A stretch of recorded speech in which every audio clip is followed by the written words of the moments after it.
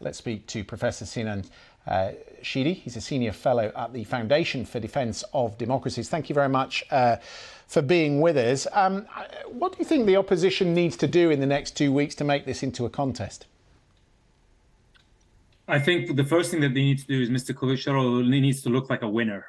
There's a problem here since the basic sort of result was seemingly clear last night, in which we found out that it was going to go to a runoff, and that Mr. Erdogan had basically got 4.5% percentage points above and beyond Mr. Kılıçdaroğlu.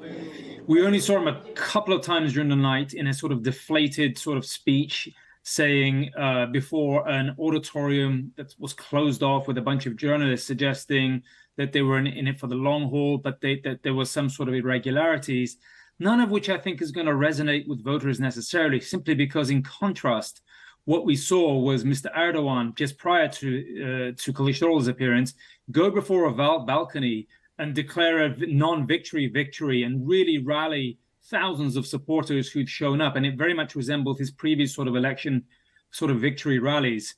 So, voters are anticipating some sort of, rallying cry by Mr. Kılıçdaroğlu, which so far hasn't come.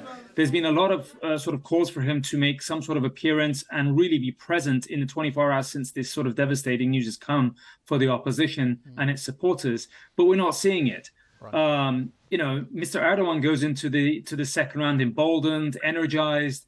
How is essentially Mr. Kılıçdaroğlu going to respond? We don't know. But I should also preface this by also saying, look, this is uncharted territory. Turkey has never had a runoff election for president before. This is the first time. So we'll have to see what happens in the next 2 weeks to see if Kılıçdaroğlu can really sort of turn the ship and galvanize and really sort of fire up an opposition base. The one result we do have is the parliamentary result. We know that the president's coalition will hold power, albeit by a diminished number of seats. The concern is that the people now sitting in parliament, some of them are from the fringes of political life in Turkey, so hardcore Islamists. If there's no separation of power between the president, the parliament and the judiciary, what sort of country will Turkey become? So this is the fear. I think, look, if Mr. Erdogan wins a third term, right, and as president again, there is heightened worry that he will essentially use this as an excuse to sort of circle the wagons and really go down this part of right-wing Islamist nationalism, or maybe just pure authoritarianism, to consolidate his rule, to basically weed out any remaining voices of dissent, criticism, even independent press that has hopscotched in the last few years in Turkey, simply because he will see a third term in victory, both in parliament, but also his presidency, as a vindication of his sort of messaging, which has been really I would say, inflammatory, LGBTQ bashing, anti-Kurdish, anti-minority, anti-Western in its tone, which seems to have resonated with a lot of voters. And as you say, just as parliamentary sort of numbers suggest that, it has resonated with voters. So it's concerning going forward. Chris Morris, you spent an awful lot of time in Turkey. I think you were a correspondent there once.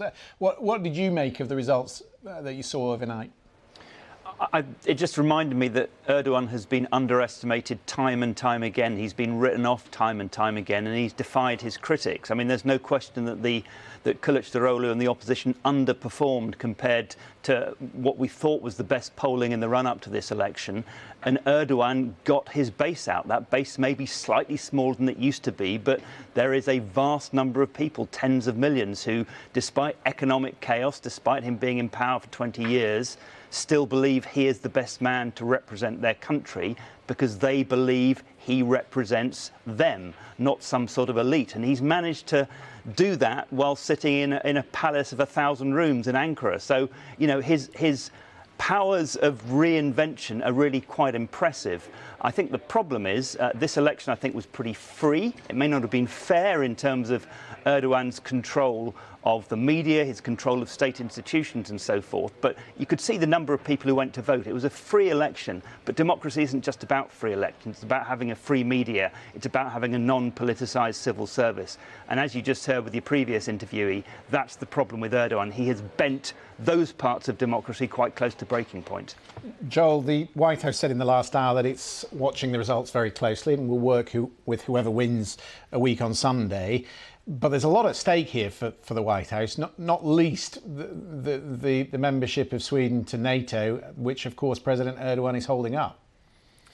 Absolutely, Christian. This is a major NATO ally of the United States, a strategic country right in the heart of so many cross currents of conflicts that we're engaged in. And President Erdogan has held up Sweden's accession to NATO.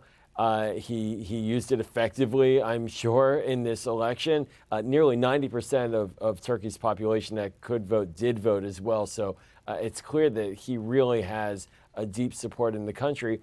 And if he does come through the second round in a couple of weeks, and he'll come through strong, because the expectations were, as we were just discussing, that he will lose. And that will put him in a very aggressive position, potentially, for demanding more out of NATO to allow the enlargement of NATO. And really, we could see a much stronger Erdogan as a result of this election after a couple of weeks from now. And presumably, Professor Ciddi, demanding more of Europe as well. Right, he will be, and I don't know the extent to which that sort of demand will be cooperative versus transactional and sort of instructive. Turkey's relationship under Erdogan with Europe has been fraught, to say the least, basically because Mr. Erdogan has figured out that Europe is terrified of certain things, like, for example, migration or immigration, especially from sort of the Syrian civil war front.